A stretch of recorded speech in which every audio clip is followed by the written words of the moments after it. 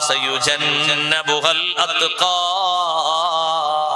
ഏറ്റവും തഖ്വയിൽ ജീവിച്ച, തന്റെ ജീവിതത്തെ തഖ്വയിലാക്കി കൊണ്ട് നടന്ന ബഹുമാനപ്പെട്ട സയ്യിദുനാ അബൂബക്കറിന് സിദ്ദീഖ് റളിയല്ലാഹു തആല അൻഹു.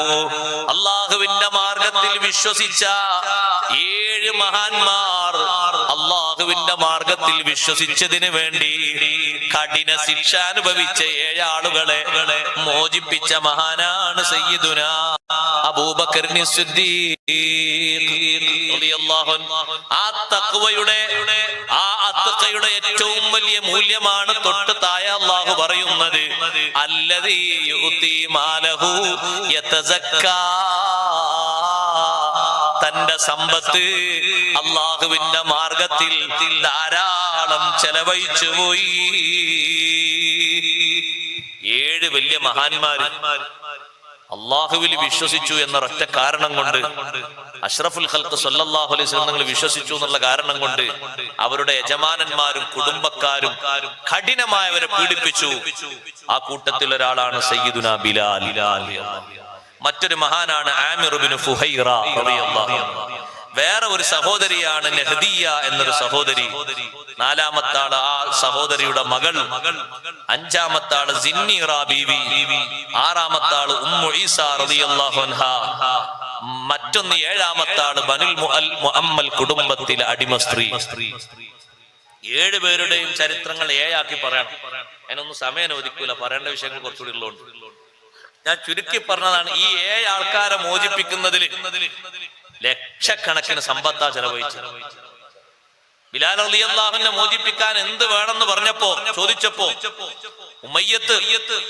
ഉമയ്യത്ത് പറഞ്ഞു ബിലാലിനെ മോചിപ്പിക്കാൻ ഇഷ്ടം പോലെ, കുറച്ചൊന്നുമല്ല, ഒരടിമക്ക് പറയുന്ന മോചനത്തിന് പറയുന്ന സംഖ്യൊന്നുമല്ല, ഒരാളും പറയാത്ത അത്ര വില പറഞ്ഞപ്പോ അബൂബക്കർ റളിയല്ലാഹു അൻഹു ഒരിക്കലും ചിന്തിക്കാതെ, ഒരിക്കലും മടിച്ചു നിൽക്കാതെ കൊടുക്കേണ്ടത് മുഴുവനും അങ്ങ് കൊടുത്തു.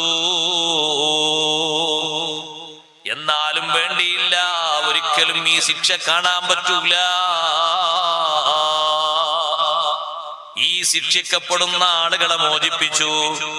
മോചിപ്പിച്ചത് എന്തിനാണെന്നറിയോ? പിന്നീട് മോചിപ്പിക്കപ്പെട്ട അടിമകളിൽ നിന്ന് വല്ല ലാഭവും കിട്ടാനാണോ? അല്ല. എന്തിനാണ് മോചിപ്പിച്ചത്?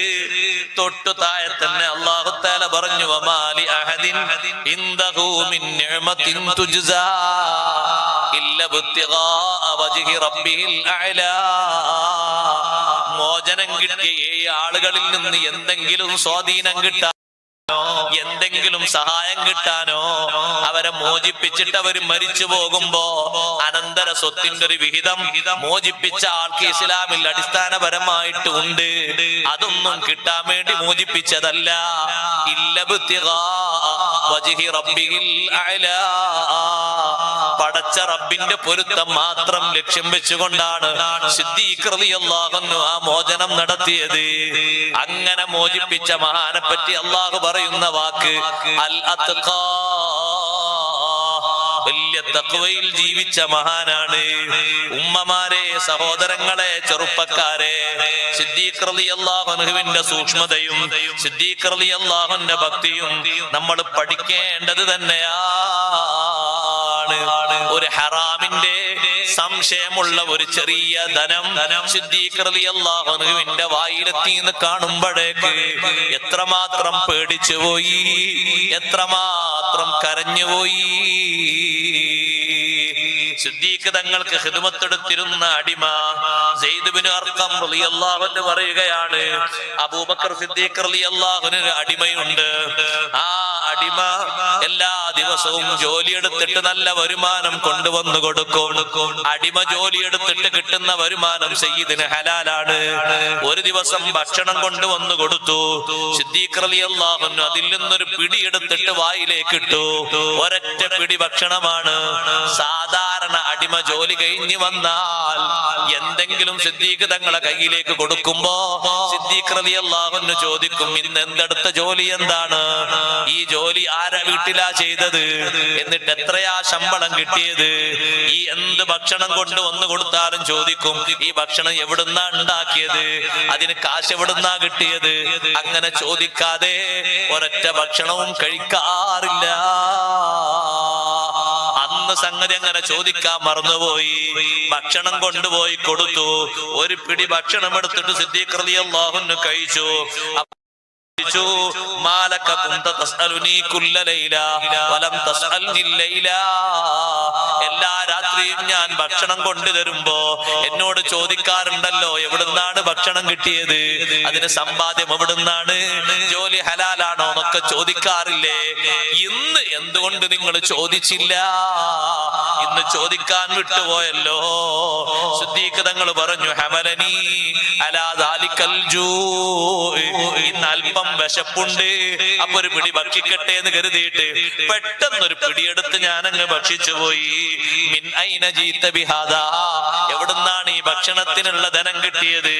ആ മനുഷ്യൻ പറഞ്ഞു, അടിമ പറഞ്ഞു, ജാഹിലിയ്യ കാലഘട്ടത്തില് ഞാനൊരു കുടുംബത്തിന്റെ അടുത്തുകൂടെ പോകുമ്പോ എനിക്കന്ന് മന്ത്രിക്കാനൊന്നും അറിയില്ല. ഞാൻ അവർക്ക് മന്ത്രം എന്തോന്ന് ജപിച്ചു കൊടുത്തു. മന്ത്രം ചൊല്ലിക്കൊടുത്തപ്പോ അറിയാത്ത പണിയാണ് ഞാൻ ചെയ്തത്. എനിക്കൊന്നും അറിയില്ല, മന്ത്രിക്കാനൊന്നും അറിയില്ല. അറിയാത്ത പണി ഞാൻ ചെയ്തപ്പോ അവരെന്നോട് പറഞ്ഞു, ഇതിന് നിങ്ങൾക്ക് എന്തെങ്കിലുമൊക്കെ തരാം എന്നവര് വാഗ്ദാനം ചെയ്തു. അങ്ങനെ ഇന്ന് ഞാൻ ആ കുടുംബത്തിന്റെ അടുത്തുകൂടെ പോകുമ്പോ അവിടെ ഒരു കല്യാണം നടക്കുന്നുണ്ട്. കല്യാണം നടക്കുമ്പോ എന്നെ അവര് വിളിച്ചു. എനിക്ക് അന്നത്തെ കൂലിയായിട്ട് എനിക്ക് നിശ്ചിത സംഖ്യ തന്നു. ഞാൻ അതുകൊണ്ട് ഭക്ഷണം വാങ്ങിയിട്ട് നിങ്ങൾക്ക് ഭക്ഷണം കൊണ്ടുവന്നു പോയി. സൂക്ഷ്മതയുടെ ഏറ്റവും വലിയ മഹത്വമുള്ള മഹാൻ എന്ന് ഖുർആൻ വിശേഷിപ്പിച്ച അബൂബക്കർ സിദ്ദീഖ് റളിയല്ലാഹു അൻഹു മഹാനവർകൾ ചെയ്യുന്നത് എന്താണെന്നറിയോ? അവിടുത്തെ രണ്ട് കൈയും നേരെ അങ്ങോട്ട് പ്രവേശിപ്പിക്കുന്നു തൊണ്ടക്കുടിയിലേക്ക്. എന്നിട്ട് ആ കൈ വെച്ച് പ്രസ് ചെയ്യുന്നു. ഛർദിക്കാൻ തുടങ്ങി. ഛർദിച്ചിട്ട് മുഴുവനും പുറത്തു വരാതിരുന്നപ്പോ കുറച്ചു ഭാഗം ഉള്ളിൽ കെട്ടി നിന്നപ്പോ വെള്ളം കൊണ്ടുവരാൻ ആവശ്യപ്പെട്ടു. എന്തിന്? രണ്ടാമതൊന്നുകൂടി ഛർദിക്കാൻ വേണ്ടി. സഹോദരങ്ങളെ, അവരെ ഖൗഫ് നമ്മളൊന്ന് പഠിക്കണം. അള്ളാഹുവിനെ കുറിച്ചുള്ള ബോധമൊന്ന് നമ്മൾ അറിയണം. വെള്ളം കൊണ്ടുവരാൻ പറഞ്ഞു. വീണ്ടും വെള്ളം കൊണ്ടുവന്നു. വെള്ളം കുടിച്ചിട്ട് പിന്നെയും ഛർദിക്കുന്നു. പിന്നെയും വെള്ളം കുടിക്കുന്നു. പിന്നെയും ഛർദിക്കുന്നു. അപ്പൊ കണ്ടു നിൽക്കുന്ന ആളുകൾ പറഞ്ഞു, സിദ്ദീഖ് തങ്ങളെ മതി, നിങ്ങൾ ഛർദിക്കുന്നു എന്ന് നിർത്തൂ. ഒരൊറ്റ പിടിയല്ലേ നിങ്ങൾ ഭക്ഷിച്ചത്? ആ ഒരൊറ്റ പിടി ഭക്ഷണത്തിന് വേണ്ടി ഇത്രയും തോന ഛർദിക്കുകയാണോ? സിദ്ദീഖ് റളിയല്ലാഹു അൻഹു പറഞ്ഞു, ലൗലാ തഖ്റുജു ഇല്ലാ മാ നഫ്സി ലഅഖ്റജ്തുഹാ. ഒരൊറ്റ പിടി ഭക്ഷണം പുറത്തു പോരണമെങ്കിൽ എന്റെ ആത്മാവ് ഈ ശരീരത്തിൽ നിന്ന് വേർപ്പെടണമെന്നാണോ നിശ്ചയം? എന്റെ ആത്മാവിനെ ഞാനങ്ങ് പറത്തിക്കും. എന്നാലും വേണ്ടിയില്ല, അങ്ങനെയുള്ള ഒരു ഭക്ഷണത്തിന്റെ ഒരു ചെറിയ നാമ്പ് പോലും എന്റെ ഉള്ളിൽ ശേഷിച്ചുകൂടാ. എന്തേ കാരണം? സമീഅതു റസൂലുള്ളാഹി സ്വല്ലല്ലാഹു അലൈഹി വസല്ലമ യഖൂൽ, അല്ലാഹുവിന്റെ റസൂൽ പറയുന്നത് ഞാൻ കേട്ടിട്ടുണ്ട്. കുല്ലു ജസദിൻ നബത മിൻ സുഹ്തിൻ ഫന്നാറു ഔലാ ബിഹി. അവിഹിതമായ ഭക്ഷണം, ഹറാമായ പാനീയം, അവിഹിത സമ്പത്ത് കൊണ്ടുണ്ടാക്കിയ ഭക്ഷണം, അതുകൊണ്ട് മുളച്ചുണ്ടായ ശരീരം, വളർന്നുണ്ടായ ശരീരം, ഫന്നാറു ഔലാ ബിഹി, നരകവുമായി കൂടുതൽ ബന്ധപ്പെട്ടതാ.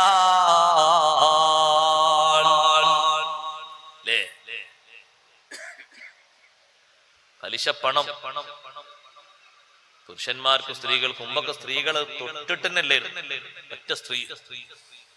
അപ്പൊ വർഷാവർഷം അതിന്റെ കണക്ക് നോക്കിയിട്ട് ഇങ്ങനെ വാങ്ങാണ്. ഒരു പ്രശ്നമില്ല ആളുകൾക്ക്. നമ്മൾ ജീവിച്ചു പോകണ്ടല്ലോ. നമുക്കങ്ങനെ അള്ളാന്റെ അദാബൊന്നും വരുന്നില്ലല്ലോ. ഉസ്താദ് വാങ്ങുന്ന ശരിക്കാണെങ്കിൽ പെട്ടെന്ന് വരണ്ടേല്ലേ? അള്ളാന്റെ റഹ്മത്തോണ്ട് അങ്ങനെ മുന്നോട്ട് കാണാൻ തരാൻ കഴിയില്ലാഞ്ഞിട്ടൊന്നുമല്ല. പടച്ച റബ്ബിന്റെ റഹ്മത്തോണ്ട് അങ്ങനെ ജീവിച്ചു പോവാണ്. വർഷാവർഷം ഇഷ്ടം പോലെ കണക്ക് നോക്കിയിട്ട് അവിടെ നിന്നുള്ള പലിശയും മുഴുവനും വാങ്ങിയിട്ട് അതാ പിന്നെ റിലീഫിനും കുടുംബത്തിന് ഭക്ഷണം കൊടുക്കാനും കല്യാണത്തിന് സഹായിക്കാനും രോഗികൾക്ക് ചികിത്സ കൊടുക്കാനും മുഴുവനും അതാ സ്വീകരിക്കും അല്ലാഹു തആല. ആ ബോഡി തന്നെ സഹോദരങ്ങളെ നരകത്തിലേക്ക് പോകാനുള്ള ബോഡിയാണ്. ഒരൊറ്റ പിടി ഭക്ഷണം ചോദിക്കാൻ മറന്നുപോയി വിശപ്പ് കൊണ്ട് അങ്ങനെ കഴിച്ച സയ്യിദുന അബൂബക്കർ സിദ്ദീഖ് റളിയല്ലാഹു അൻഹു മുഴുവനും ഛർദിച്ചിട്ട് ഒരൊറ്റ ധാന്യം പോലും എന്റെ ഉള്ളിൽ ബാക്കിയുണ്ടാകാൻ പാടില്ല. ഇനി അത് പുറത്ത് വരണമെങ്കിൽ എന്റെ റൂഹ് പോകണമെന്നാണോ? റൂഹ് പോയിക്കോട്ടെ, എനിക്ക് വിഷയമല്ല. എന്നാലും ഒരു ഹറാമിന്റെ തരി എന്റെ ഉള്ളിൽ ബാക്കി ഉണ്ടാകാൻ പാടില്ല. പഴയ കാലത്ത് വാപ്പാരൊക്കെ മക്കളോട് പറഞ്ഞിരുന്നു. ഇപ്പത്തെ വാപ്പാര് പറയുമെന്ന് എനിക്കറിയില്ല. മക്കളെ, നിങ്ങളെ പോറ്റിയത്, ഞങ്ങളോടൊക്കെ നമ്മളെ വാപ്പ പറഞ്ഞു, നിങ്ങളെ പോറ്റിയത് ഒരു നയാ പൈസ, ഒരു ചെറിയ ഒരു 5 പൈസ പോലും, എന്നൊക്കെ 5 പൈസക്ക് മൂല്യമുള്ള കാലാണ്. ഹറാമിൻ്റെതില്ല, അവിഹിതമായതില്ല, പൊരുത്തപ്പെട്ട ധനത്തിൽ നിന്ന് മാത്രമാണ് നിങ്ങളെ സംരക്ഷിച്ചതും നിങ്ങൾക്ക് ഭക്ഷണം തന്നതും. ബഹുമാനപ്പെട്ട സയ്യിദുന അബൂബക്കർ സിദ്ദീഖ് റളിയല്ലാഹു അൻഹു പറയാണ്, ഫഖശീതു അയ്യംബുത ശൈഉം മിൻ ജസദി മിൻ ഹാദിഹിൽ ലുഖ്മാ.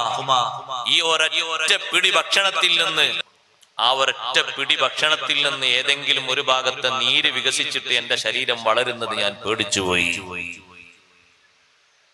അപ്പൊ സഹോദര, നമ്മൾ കുടിച്ചത് കൊണ്ട് ശരീരത്തിന്റെ ഏതെങ്കിലും ഒരു ഭാഗത്ത് ഒരു മയക്ക് വസ്തു, ഒരു ചെറിയ പാക്കറ്റ് ആകട്ടെ, കടയിൽ നിന്ന് വാങ്ങാൻ കിട്ടുന്ന ഒരു പാക്കറ്റ്, അതൊരു പാൻ പരാക്കാണെങ്കിലും ശരി, സാധാരണ വിൽപ്പന നടത്തുന്ന ഒരു സാധനമല്ലേ അത്, ഒരു ചെറിയ മയക്ക് വസ്തു ആണെങ്കിലും പോലും നമ്മുടെ ശരീരത്തിന്റെ ഒരു രക്തത്തിന്റെ വളർച്ചക്ക്, ബോഡിന്റെ ചെറിയൊരു വളർച്ചക്ക് ഇത് കാരണമായെങ്കിൽ നമ്മുടെ ശരീരം പോകാൻ കടപ്പെട്ടിരിക്കുന്നത് എവിടെയാണ്? നമ്മൾ നന്നായി ആലോചിക്കണം, നന്നായി ചിന്തിക്കണം. അബൂബക്കർ സിദ്ദീഖ് റളിയല്ലാഹു അൻഹുവിന്റെ ഖൗഫാണിത്. എത്ര വലിയ തഖ്വയിൽ ജീവിച്ച മഹാനാണ് സഹോദരങ്ങളെ. ജീവിതത്തിൽ മുഴുവനും അങ്ങനെയല്ലേ മഹാനവർകളുടെ ജീവിതം. ഒരിക്കൽ പോലും അവിടുത്തെ നാവ് കൊണ്ട് സിദ്ദീഖുൽ അക്ബർ റളിയല്ലാഹു അൻഹു സത്യമല്ലാത്ത ഒന്നും പറഞ്ഞിട്ടില്ല. ജാഹിലിയ കാലഘട്ടത്തിലും ഉള്ള സൽപ്പേരാണത്. ജാഹിലിയ കാലഘട്ടത്തിലും സിദ്ദീഖ് റളിയല്ലാഹുവിന് അതേപോലത്തൊരു സ്ഥാനമുണ്ട്. നബി സല്ലല്ലാഹു അലൈഹി വസല്ലമ തങ്ങളോട് ബഹുമാനപ്പെട്ട സയ്യിദത്തുനാ ബീവി ഖദീജ റളിയല്ലാഹു തആല അൻഹാ ജബൽ ഹിറായിൽ നിന്ന് ഇഖ്റ ബിസ്മിയുടെ സന്ദേശവുമായി വീട്ടിലേക്ക് വരുമ്പോ ജിബ്രീൽ അലൈഹിസ്സലാമിന്റെ പ്രത്യേക രൂപസാദൃശ്യം കണ്ട്, ജിബ്രീൽ അലൈഹിസ്സലാമിന്റെ പ്രത്യേക തരം രൂപം കണ്ട് നബി സല്ലല്ലാഹു അലൈഹി വസല്ലമ തങ്ങൾ ശരീരത്തിൽ വിറച്ചുകൊണ്ട് വീട്ടിലേക്ക് വരുമ്പോ പുതപ്പിച്ചുകൊണ്ട് ഖദീജ റളിയല്ലാഹു അൻഹ പറഞ്ഞില്ലേ, വല്ലാഹി ലാ യുഖ്സികല്ലാഹു അബദാ, പേടിക്കണ്ട നബിയെ, അല്ലാഹു തങ്ങളെ കയ്യൊഴിക്കുകയില്ല. ഇന്നക ലതസിലുർ റഹിം വതഹ്മിലുൽ കല്ല വതക്സിബുൽ മഅദൂമ വതഖ്രിൽ ലൈഫ വതുഈനു അലാ നവാഇബിൽ ഹഖ്.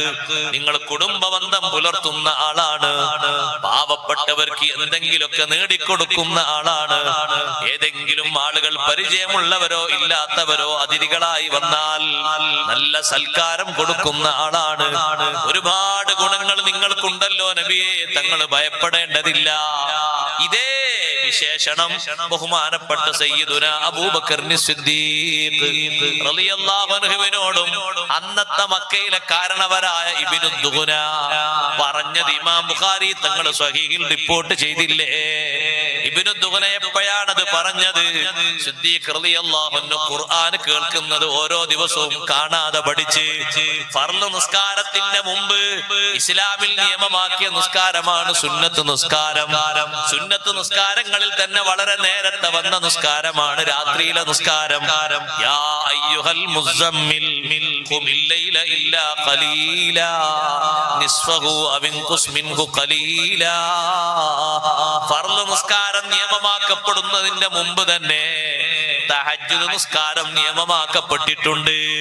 പുതപ്പ് മൂടി പുതച്ചിറങ്ങുന്ന അള്ളാഹുവിന്റെ റസൂലിനെ വിളിച്ചുകൊണ്ട് അല്ലാഹ് പറഞ്ഞില്ലേ, യാ അയ്യുഹൽ മുസമ്മിൽ, ഓ പുതപ്പും പുതച്ച് കിടക്കുന്ന നബിയേ, ഖുമിൽ ലൈല ഇല്ലാ ഖലീലാ, കുറഞ്ഞ ഭാഗം രാത്രി ഉറങ്ങിയിട്ട് പിന്നെ എഴുന്നേറ്റ് നിസ്കരിക്കണം നബിയെ.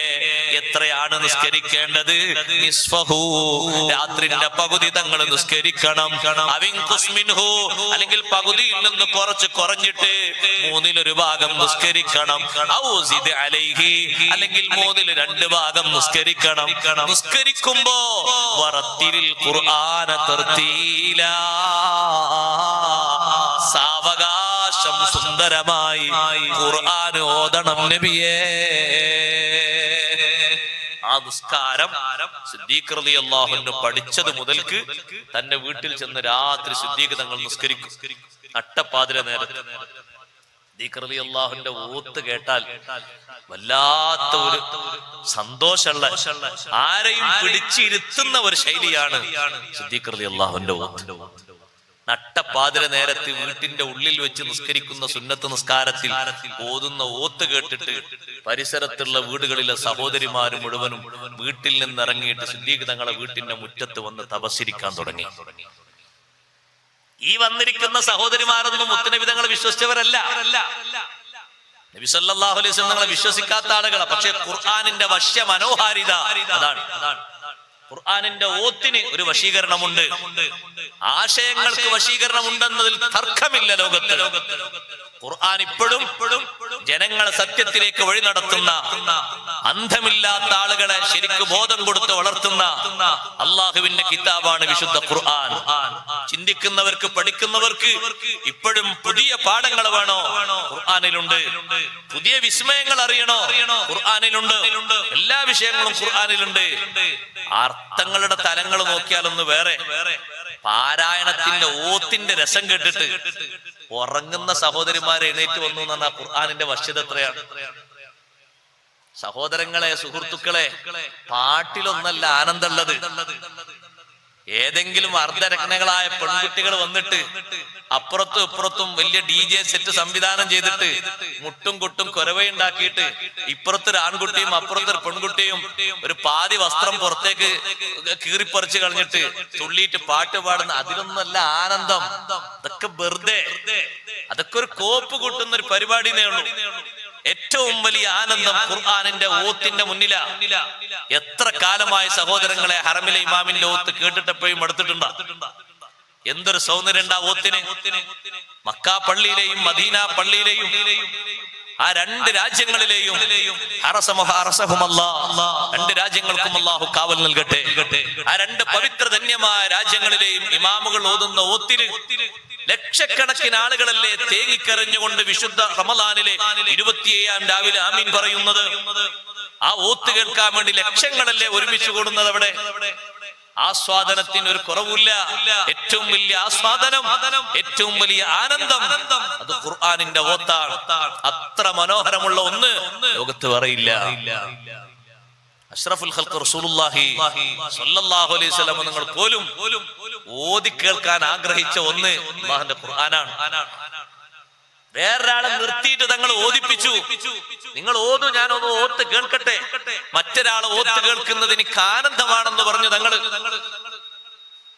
ഇഷ്ടം പോലെ ഖുർആൻ ഓതിയിരുന്ന ബഹുമാനപ്പെട്ട സയ്യിദുനാ അബൂബക്കർ സിദ്ദീഖ് റളിയല്ലാഹു അൻഹു നട്ടപ്പാതിര നേരത്ത് ഖുർആൻ ഓതുമ്പോ രാവിലെ എണീറ്റ് നോക്കുമ്പോ പല ആളുകളുടെയും പരിസരത്ത് ഭാര്യമാരെ കാണുന്നില്ല, അപ്പുറത്തെ റൂമിൽ പെൺകുട്ടികളെ കാണുന്നില്ല, സഹോദരിമാരെ കാണുന്നില്ല, വല്യമ്മമാരെ കാണുന്നില്ല. നോക്കുമ്പോ എല്ലാവരും സിദ്ദീഖ് തങ്ങളെ മുറ്റത്താണ്. ഇമാം ബുഖാരി തങ്ങൾ സ്വഹീഹിൽ റിപ്പോർട്ട് ചെയ്ത സംഭവമാണ്. വീടിന്റെ മുറ്റത്തിരിക്കാണ്, ഓത്ത് കേട്ടിട്ടിരിക്കാണ്. സിദ്ദീഖ് തങ്ങൾ അവരെ വിളിച്ചു വരുത്തിയതല്ല, എല്ലാവരും രാത്രി എണീറ്റ് വരണമെന്ന് പറഞ്ഞതുമല്ല. ഓത്ത് കേട്ടിട്ട് സ്വമേധയായി എണീറ്റ് പോയി. അപ്പൊ ആ കുടുംബക്കാരൊക്കെ യോഗം ചേർന്നിട്ട് പറഞ്ഞു, ഒന്നുകിൽ ഈ രാത്രി നിസ്കാരം നിർത്തണം. സിദ്ദീഖ് റളിയല്ലാഹു അൻഹു പറഞ്ഞു, നിങ്ങളെ പെണ്ണുങ്ങളോട് പൊരലിക്കാൻ പറയും, ഞാൻ എന്റെ വീട്ടിന്റെ ഉള്ളിലല്ലേ നിസ്കരിക്കുന്നത്, നിങ്ങൾ ആരും പൊരന്റെ മുറ്റത്തല്ലല്ലോ. ആരും പൊരന്റെ മുറ്റത്താണോ? ഞാൻ എന്റെ വീട്ടിന്റെ ഉള്ളിൽ സ്വതന്ത്രമായി നിസ്കരിക്കാണ്. അതിന് അവര് ഇറങ്ങി വന്നതിന് ഞാൻ എന്ത് ചെയ്യാനാ? അവരോട് വരണ്ടാന്ന് പറയണോ? നിങ്ങൾ അങ്ങനെ പറഞ്ഞേക്ക് അവരോട് വരണ്ടാന്ന്. പക്ഷെ സ്ത്രീകൾ നിൽക്കുന്നുണ്ടോ? ഖുർആൻ വിശദീകരിക്കുന്ന ഓരോ സംഭവങ്ങൾക്ക് മുന്നിൽ തലകുനിക്കാത്തവരാരാ? രണ്ടാമത്തെ രാത്രി അങ്ങനെ തന്നെ പെണ്ണുങ്ങൾ വന്നു. പിന്നെ ഉറക്കം ഒഴിവാക്കിയിട്ടല്ലേ വരുന്നത് നട്ടപ്പാതിര നേരത്ത്. ഈ ഓത്ത് കേൾക്കാൻ വേണ്ടി വന്നിരിക്കുകയാണ്. ഇതിങ്ങനെ ആവർത്തിച്ചപ്പോ അവരെല്ലാവരും കൂടി വന്നിട്ട് പറഞ്ഞു, നിങ്ങൾ ഈ വീട്ടിൽ നിന്ന് പോകണം, ഒന്നുകിലും നിസ്കാരം നിർത്തണം, അല്ലെങ്കിൽ ഈ വീട്ടിൽ നിന്ന് പോകണം. സിദ്ദീഖ് റളിയല്ലാഹു അൻഹു പറഞ്ഞു, നിസ്കാരവും ഓത്തും എനിക്ക് നിർത്താൻ കഴിയൂല, ഞാൻ നിങ്ങൾക്ക് വേണ്ടി ഇവിടെ നിന്ന് പോയി തരാം. അങ്ങനെ മഹാനവർകൾ യാത്രക്ക് ഒരുങ്ങി, ഹിജ്റ പോകാൻ ഒരുങ്ങി, ഹബശയിലേക്ക് ഹിജ്റ പോകാൻ ഒരുങ്ങി. വാഹനം റെഡിയാക്കി, ഭാണ്ഡങ്ങളൊക്കെ എടുത്തു വെച്ച് വാഹനത്തിൽ യാത്ര പുറപ്പെട്ട് കുറച്ചങ്ങ് നീങ്ങുമ്പോ അന്നത്തെ ആ നാട്ടിലെ പ്രദേശത്തെ കാരണവരായ ഇബ്നു ദുഗ്ന മറ്റൊരു വഴിക്ക് വരുന്നു. നിങ്ങൾ എവിടേക്കാണ് ഇതൊക്കെ കെട്ടി പുറപ്പെടുന്നത്? നിങ്ങളെ നാട്ടിലെ ആളുകളില്ലേ എന്റെ പരിസരത്ത് ജീവിക്കുന്ന സമൂഹം, അവരെന്നെ അവിടെ നിൽക്കാൻ അയക്കുന്നില്ല. എന്റെ വീട്ടിന്റെ ഉള്ളിൽ ഞാൻ ഖുർആൻ ഓതിയിട്ട് പറ്റൂല എന്നാ പറഞ്ഞത്, നിസ്കരിച്ചിട്ട് പറ്റൂല എന്നാ പറഞ്ഞത്. ഞാൻ ഓതുന്നത് കേട്ടിട്ട് അവരെ വീട്ടിലെ സഹോദരിമാര് ഇറങ്ങി വന്നതൊരു പരാതിയായി കണ്ടു. അതുകൊണ്ട് ഞാൻ ഓതാൻ പറ്റുന്ന നാട്ടിലേക്ക് പോവുകയാണ്. ഇബ്നു ദുഗ്ന പറഞ്ഞു, നിങ്ങളെപ്പോലത്തെ ആളുകൾ നാട് വിട്ടു പോകാൻ പാടില്ല. നിങ്ങൾ പോയാൽ പിന്നെ ഈ നാട്ടിന്റെ ഐശ്വര്യം കുറഞ്ഞു പോയി. ഇന്നകല തസിലുർ റഹിം വതഹ്മിലുൽ കല്ല വതക്സിബുൽ മഅദൂമ വതഖരിൽ ലൈഫ വതുഈനു അലാ നവാഇബിൽ ഹഖീ. നേരത്തെ ഖദീജ ബീവി റളിയല്ലാഹു അൻഹാ അഷ്റഫുൽ ഖൽഖ് സല്ലല്ലാഹു അലൈഹി വസല്ലം തങ്ങളോട് പറഞ്ഞ അതേ വരികൾ ഇബ്നു ദുഗ്നയും പറയുന്നു. നിങ്ങൾ സൽസ്വഭാവമുള്ള ആളാണ്, പണ്ട് കാലം മുതൽക്ക് കുടുംബ ബന്ധം പുലർത്തുന്ന ആളാണ്, പാവപ്പെട്ട ആളുകൾ വന്നാൽ എന്തെങ്കിലും സമ്പാദിച്ചു കൊടുക്കുന്ന ആളാണ്, ഒന്നിനും കഴിയാത്ത ആളുകളെ ദത്തെടുത്തിട്ട് അവർക്ക് ജീവിതം കൊടുക്കുന്ന ആളാണ്. സത്യത്തിന്റെ എതിർചേരിയിൽ എന്ത് തന്നെ വന്നാലും അത് തരണം ചെയ്ത് സഹിച്ചുകൊണ്ട് മുന്നോട്ട് നീങ്ങാൻ കഴിവുള്ള ആളാണ്. നിങ്ങൾ പോകാൻ പാടില്ല, നിങ്ങൾക്ക് ഞാൻ അഭയം തന്നിരിക്കുന്നു, നിങ്ങൾ തിരിച്ചു പോകണം. യാത്ര നിർത്തിയിട്ട് സിദ്ദീഖ് റളിയല്ലാഹു അൻഹു വീണ്ടും വീട്ടിലേക്ക് മടങ്ങി. സിദ്ദീഖ് റളിയല്ലാഹു അൻഹു പോയില്ലേന്ന് കരുതിയിട്ട് അവരൊക്കെ സന്തോഷിച്ചു. അന്ന് രാത്രി പിന്നെയോ അതാ പെണ്ണുങ്ങളെ അടുത്ത് കാണുന്നില്ല, സഹോദരിയെ കാണുന്നില്ല, മക്കളെ കാണുന്നില്ല. അപ്പൊ എല്ലാവരും കൂടി എണ്ണീറ്റ് പറഞ്ഞു, സിദ്ദീഖ് റളിയല്ലാഹു അൻഹു ഇവിടുന്ന് പോയല്ലോ, പിന്നെ ഈ പെണ്ണുങ്ങളൊക്കെ എവിടെ എണീറ്റ് പോയത്? അവര് പോയി നോക്കുമ്പോ വീണ്ടും സിദ്ദീഖ് റളിയല്ലാഹു അൻഹു വീട്ടിന്റെ ഉള്ളിൽ നിന്ന് ഓതുന്നുണ്ട്, നിസ്കരിക്കുന്നുണ്ട്. സുബഹിന്റെ ശേഷം അവർ ചോദിച്ചു, അല്ല നിങ്ങൾ ഇന്നലെ ഇവിടുന്ന് പോയതല്ലേ, പിന്നെന്തിനാ നിങ്ങൾ ഇങ്ങോട്ട് വന്നത്? നിങ്ങളൊക്കെ അംഗീകരിക്കുന്ന ഇബ്നു ദുഗ്ന എനിക്ക് അഭയം തന്നു, അങ്ങനെ ഞാൻ വന്നതാണ്. അപ്പൊ ഈ മനുഷ്യന്മാരെല്ലാവരും കൂടി ഇബ്നു ദുഗ്നന്റെ അടുത്ത് പോയിട്ട് പറഞ്ഞു, നിങ്ങളൊരൊറ്റ കാരണം കൊണ്ടാണ് മൂപ്പര് തിരിച്ചു വന്നത്, ഇപ്പൊ തന്നെ മൂപ്പരെ പറഞ്ഞേക്കണം, നിങ്ങൾ കൊടുത്ത അഭയം തിരിച്ചു വാങ്ങണം. നിങ്ങളെ കേരളത്തിൽ ജീവിക്കാൻ പാടില്ല, ഞങ്ങൾ അഭയം കൊടുത്തു എന്താ തിരിച്ചു വന്നത്? ഞങ്ങളെ പെണ്ണുങ്ങളും ഞങ്ങളെ ഭാര്യ മക്കളും കുടുംബവും ഒക്കെ രാത്രി എണീറ്റ് ആ വീട്ടിന്റെ മുറ്റത്ത് പോയിരിക്കുകയാണ്. ഇബ്നു ദുഗ്ന ഇവരൊക്കെ വന്ന് പറഞ്ഞപ്പോ പേടിച്ചിട്ട് ഇബ്നു ദുഗ്ന പോയിട്ട് പറഞ്ഞു, നിങ്ങൾക്ക് ഞാൻ തന്ന അഭയം തിരിച്ചു തരണം, ആളുകൾ എന്നെ ശല്യം ചെയ്യുന്നുണ്ട്. അബൂബക്കർ സിദ്ദീഖ് റളിയല്ലാഹു അൻഹു പറഞ്ഞു, ഈ വീട്ടിൽ നിന്ന് ഞാൻ എങ്ങോട്ടും പോകൂല, നിങ്ങൾ തന്ന അവയെ നിങ്ങൾ തിരിച്ചെടുത്തോളൂ, അള്ളാഹുവിന്റെ കാവലിന്റെ സംരക്ഷണത്തിൽ ഞാൻ തൃപ്തിപ്പെടുന്നു, എനിക്കാരും കാവല് വേണ്ട, ഞാൻ ഇവിടെ തന്നെ ഉണ്ടാകും. ഖുർആനോദും ചെയ്യും, നിസ്കരിക്കും ചെയ്യും. അത് കേട്ട് ഉൾക്കൊള്ളുന്ന ആൾക്കാർ ഉൾക്കൊള്ളും, സ്വീകരിക്കുന്ന ആൾക്കാർ സ്വീകരിക്കും. ഇത്രയേ ഉള്ളൂ, വേറെ ആരും പേടിച്ചു പോകുന്ന പ്രശ്നമല്ല. സിദ്ദീഖ് റളിയല്ലാഹു അൻഹു ഉറച്ചു. ആ സിദ്ദീഖ് റളിയല്ലാഹു അൻഹു തന്റെ നാവിനെ ഒരിക്കലും സത്യമല്ലാത്ത ഒരു കാര്യത്തിനും ഉപയോഗപ്പെടുത്തിയിട്ടില്ല. സത്യം അംഗീകരിക്കുന്നതിന് അങ്ങേ അറ്റം നമ്മൾ മാതൃകയാക്കേണ്ട വലിയൊരു മഹാനാണ് സയ്യിദുന അബൂബക്കർ സിദ്ദീഖ് റളിയല്ലാഹു അൻഹു. ഇന്ന് നിങ്ങൾ നോക്ക്, ജനങ്ങൾക്ക് സംശയത്തിന്റെ കൂമ്പാരാണ്. നബി സല്ലല്ലാഹു അലൈഹി വസല്ലം ഒരു കാര്യം പറഞ്ഞു എന്ന് ഏതെങ്കിലും ഒരു ആലിമ് പറഞ്ഞ അപ്പുറത്തുള്ള ആളുകൾ ചോദിക്കാണ്, അങ്ങനെ പറഞ്ഞോ? ആ പറഞ്ഞത് അങ്ങനെ ശരിയാണോ? അത്രയും കണ്ട് ശരിയാണോ? ഒരു വലിയ ആലിമ് പറയാണ് അള്ളാഹുവിന്റെ റസൂൽ അങ്ങനെ പറഞ്ഞു, ശരിയായ നിലക്ക് തെളിവൊക്കെ ഉദ്ധരിച്ച് പറഞ്ഞാലും ആളുകൾക്ക് സംശയം, സന്ദേഹം. അങ്ങനെ നബി തങ്ങൾ പറഞ്ഞു? അങ്ങനെ പറഞ്ഞിട്ടുണ്ടാവൂലല്ലോ. സിദ്ദീഖ് റളിയല്ലാഹുവിന്റെ ഈമാൻ നോക്ക്. അഷ്റഫുൽ ഖൽഖ് റസൂലുള്ളാഹി സ്വല്ലല്ലാഹു അലൈഹി വസല്ലം ഇസ്രാഉം മിഅ്റാജും കഴിഞ്ഞ് സഹോദരങ്ങളെ തിരിച്ച് മക്കയിലെത്തിയപ്പോ രാവിലെ നേരം വെളുത്തപ്പോ അബൂജഹലിനെ കണ്ടു. എല്ലാ ദിവസവും അബൂജഹൽ ചോദിക്കും, എന്തെങ്കിലും പുതിയ വിശേഷണുണ്ടോ, പുതിയ വിശേഷമുണ്ടോ എന്ന് ചോദിക്കും. അന്നും ചോദിച്ചെന്ന് പുതിയ വല്ല വർത്തമാനങ്ങളുണ്ടോ? അല്ലാഹുവിന്റെ റസൂല് പറഞ്ഞു, ഉണ്ട്. ഇന്നലെ രാത്രി നിങ്ങളൊക്കെ ഭക്ഷണം കഴിച്ച് കിടന്ന സമയത്ത് ഈ മസ്ജിദുൽ ഹറാമിന്റെ മുറ്റത്ത് നിന്ന് മസ്ജിദുൽ അഖ്സയിലേക്ക് ഞാൻ ബുറാഖിൽ യാത്ര ചെയ്തു. ജിബ്രീൽ അലൈഹിസ്സലാമും എന്റെ കൂടെ ഉണ്ടായിരുന്നു. അവിടെ വെച്ച് അംബിയാഇനെ കണ്ടു. അവർക്ക് ഇമാമായി നിസ്കരിച്ചു. അതിനുശേഷം 7 ആകാശങ്ങളിലേക്ക് ഞാൻ സന്ദർശനം നടത്തി. സ്വർഗവും നരകവും അർശും കുർസിയും ലോഹും ഖലമും എല്ലാം കണ്ട് അള്ളാഹുവിനെയും സന്ദർശിച്ചു, അള്ളാഹുവിനെയും കണ്ടു. ഞാൻ തിരിച്ചു നേരം വെളുക്കുന്നതിന്റെ മുമ്പ് ഇതേ സ്ഥലത്ത് തന്നെ വന്നെത്തിപ്പോയി. അബൂജഹൽ പറഞ്ഞു, ഇത് വല്ലാത്ത ഒരു സംഗതിയാണ്. തന്റെ കൂടെയുള്ള ആളുകളോട് പോയിട്ട് പറഞ്ഞു, ഇത് നമുക്ക് കിട്ടിയ ഏറ്റവും വലിയൊരു തുരുപ്പ് ചീട്ടാണ്. ഇത് വെച്ച് വിശ്വസിച്ച ആളുകളെ നമുക്ക് പിന്തിരിപ്പിക്കാം. വിശ്വസിച്ച ആളുകൾ അന്ന് 40 തികയൂല, കുറഞ്ഞ ആളുകളല്ലേ ഉള്ളൂ. അവരോട് പെട്ടെന്ന് പറഞ്ഞ് പിന്തിരിപ്പിക്കാം. കാരണം നമ്മളൊരു വാഹനമെടുത്ത്, അതും നല്ല സ്പീഡിൽ പോകുന്ന ഒരു കുതിരപ്പുറത്ത് 1 മാസം എടുത്ത് യാത്ര ചെയ്യുന്ന സ്ഥലമാണ് ഫലസ്തീനിലെ ബൈത്തുൽ മഖ്ദിസ്.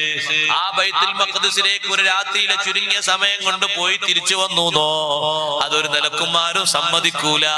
അത് മാത്രമല്ല 7 ആകാശങ്ങളിലും ആരോഹണം നടത്തി. ലൗഹും കുർസിയും അർശും ഒക്കെ കണ്ട് അള്ളാഹു കാണിച്ചു കൊടുത്ത ഒരുപാട് ദൃഷ്ടാന്തങ്ങൾ, അത്ഭുതങ്ങൾ കണ്ട് പടച്ച റബ്ബിനെയും കണ്ട് അള്ളാഹുവിനോട് സംവദിച്ച് അള്ളാഹു ധാരാളം ഇൽമുകൾ നൽകി തിരിച്ചു വന്നു എന്നല്ലേ പറയുന്നത്. ഇതൊരിക്കലും ജനങ്ങൾ വിശ്വസിക്കൂല. ആരെ കാണണം നമുക്ക് ആദ്യം? അവര് കൂടുള്ള ആളുകൾ പറഞ്ഞു, നമുക്ക് സിദ്ദീഖ് റളിയല്ലാഹുവിനെ കാണാം. അവരല്ലേ ആദ്യം നബി തങ്ങളെ വിശ്വസിച്ചത്. അപ്പൊ ബഹുമാനപ്പെട്ട ഖദീജ റളിയല്ലാഹുവിനെ കഴിഞ്ഞാൽ ഏറ്റവും ആദ്യത്തെ മെമ്പർ ബഹുമാനപ്പെട്ട സയ്യിദുന അബൂബക്കർ സിദ്ദീഖ് റളിയല്ലാഹു ആണ്. ആദ്യം അവരെ കാണാം, അവരെ പിന്തിരിപ്പിക്കാം. എല്ലാവരും കൂടി സിദ്ദീഖ് റളിയല്ലാഹുവിന്റെ അടുത്ത് ചെന്നിട്ട് പറഞ്ഞു, അബൂബക്കറെ, നിങ്ങളൊരു കാര്യം അറിഞ്ഞോ? എന്തേ കാര്യം? നിങ്ങളെ സഹോദരൻ ഇതുവരെ പറഞ്ഞതൊക്കെ ഞങ്ങൾക്ക് പൊറുക്കാമായിരുന്നു. അതിലപ്പുറം ഒരു വിഷയമാണ് ഇന്ന് പറഞ്ഞത്. ഇത് വിശ്വസിക്കാനും സ്വീകരിക്കാനും വളരെ പ്രയാസമുണ്ട്. എന്താ നിങ്ങളോട് പറഞ്ഞത്? ഇന്നലെ രാത്രി നമ്മളൊക്കെ ഭക്ഷണം കഴിച്ച് ഉറങ്ങുന്ന നേരത്ത് ഉമ്മു ഹാനി ബീവി റളിയല്ലാഹു അൻഹയുടെ വീട്ടിൽ നിന്ന് നേരെ മസ്ജിദുൽ ഹറാമിൽ വന്ന് അവിടുന്ന് ബുറാഖിന്റെ മേലെ കയറിയിട്ട് മസ്ജിദുൽ അഖ്സയിലേക്ക് പോയി. അവിടുന്ന് 7 ആകാശങ്ങളിലേക്കും പോയി അള്ളാഹുവിനെ സന്ദർശിച്ച് തിരിച്ചു രാത്രി തീരുന്നതിന്റെ മുമ്പ് തന്നെ വീട്ടിലേക്ക് തിരിച്ചെത്തി എന്നാ പറയുന്നത്. സിദ്ദീഖ് റളിയല്ലാഹു അൻഹു ചോദിച്ചു, അങ്ങനെ എന്റെ നേതാവ് പറഞ്ഞോ? അങ്ങനെ അള്ളാഹുവിന്റെ റസൂല് പറഞ്ഞോ നിങ്ങളോട്? അതേ പറഞ്ഞു. പിന്നെ വേറെ വല്ലതും പറഞ്ഞോ? പിന്നെയും കുറെ കാര്യങ്ങൾ അവർ എണ്ണി പറഞ്ഞപ്പോ, എന്നാൽ ആമന്തു ബിഹി വസദ്ദഖ്തു, ഞാനത് വിശ്വസിച്ച് അംഗീകരിച്ചു. നിങ്ങൾ എങ്ങനെ അത് വിശ്വസിക്കാം? നമ്മൾ ഇവിടുന്ന് ഷാമിലല്ലേ സഹോദരങ്ങളെ ബൈത്തുൽ മഖ്ദിസ് ഉള്ളത്? ഷാമിലേക്ക് പോകാൻ 1 മാസം എടുക്കാറില്ലേ? കച്ചവടത്തിന് നമ്മളൊക്കെ പോകുന്നതല്ലേ? ഒറ്റ രാത്രിയിൽ കുറഞ്ഞ നേരം കൊണ്ട് പോയിന്ന് മാത്രമല്ല തിരിച്ചു വന്നു. ഷാമും മാത്രല്ല, അതിലപ്പുറം ഏതെല്ലാം ലോകങ്ങളാ പോയി വന്നത്. സിദ്ദീഖ് റളിയല്ലാഹു അൻഹു വിശ്വസിക്കുന്നതിനേക്ക് ഒരു പ്രയാസമില്ല, ഒരു ബുദ്ധിമുട്ടില്ല. നിങ്ങൾക്ക് ബുദ്ധി കുറവായതുകൊണ്ടാണ് പേര് അബൂജഹൽ എന്ന് വന്നത്. എന്താ ബുദ്ധി കുറവ്? ഓ സഹോദരാ, ഇതിലും വലിയ കാര്യം വിശ്വസിക്കുന്ന ആളല്ലേ ഞാന്. ജിബ്രീൽ അലൈഹിസ്സലാം വന്നിട്ട് നബിതങ്ങൾക്ക് ഓതി കൊടുക്കുന്ന കാര്യം ഞാൻ കാണുന്നുണ്ടോ? ഇല്ല. ഓതി കൊടുക്കുന്ന ശബ്ദം കേൾക്കുന്നുണ്ടോ? ഇല്ല. ജിബ്രീലിനെ കാണുന്നുണ്ടോ? കാണുന്നില്ല. എന്നിട്ട് ആ വഹി വിശ്വസിക്കുന്ന ആളല്ലേ ഞാന്. എന്നാൽ അതിനേക്കാൾ എളുപ്പമാണ് ഇത് വിശ്വസിക്കാൻ. ഇത് നബിതങ്ങൾ നേരെ പോയി കണ്ടുവന്നു എന്നല്ലേ പറഞ്ഞത്. ഇത് വിശ്വസിക്കാൻ എളുപ്പമാണ്. ജിബ്രീൽ അലൈഹിസ്സലാം അള്ളാഹുവിൽ നിന്ന് വന്ന് കൊടുക്കുന്ന കൊടുക്കുന്ന വഹി ഓരോ ദിവസവും ഓതിത്തരുന്ന വിശ്വസിക്കുന്ന എനിക്ക് ഇത് വിശ്വസിക്കാൻ ഒരു പ്രയാസമില്ല, എളുപ്പമാണ്. ഞാനത് വിശ്വസിച്ചു, അംഗീകരിച്ചു, പരാജയപ്പെട്ട് തിരിച്ചു പോന്നു. സിദ്ദീഖ് തങ്ങൾക്ക് അല്ലാഹു തആല പേര് നൽകി അബൂബക്കറിന് സിദ്ദീഖ് റളിയല്ലാഹു അൻഹു. മുത്ത് നബി സല്ലല്ലാഹു അലൈഹി വസല്ലം അങ്ങനെ പറഞ്ഞിട്ടുണ്ടോ? ഞാനത് വിശ്വസിച്ചു, ഞാനത് അംഗീകരിച്ചു, എനിക്കതിൽ സംശയമേ ഇല്ല. സിദ്ദീഖ് തങ്ങളെ വിശ്വാസം പകർത്തണം. അഷ്റഫുൽ ഖൽഖ് മുഹമ്മദുർ റസൂലുള്ളാഹി സ്വല്ലല്ലാഹു അലൈഹി വസല്ലം പറഞ്ഞ ഒരൊറ്റ കാര്യത്തിനും സംശയിക്കരുത്. അതുകൊണ്ടാ ഈമാൻ എന്ന് പറഞ്ഞാൽ എന്താ സഹോദരങ്ങളെ? അള്ളാഹുവിന്റെ റസൂല് കൊണ്ടുവന്ന മുഴുവൻ കാര്യങ്ങളും ഒറ്റൊന്നും ഒഴിവാകാൻ പാടില്ല. മുഴുവൻ വിഷയങ്ങളും അതേ രൂപത്തിൽ വിശ്വസിക്കുന്നതിനാണ് ഈമാൻ എന്ന് പറയുന്നത്.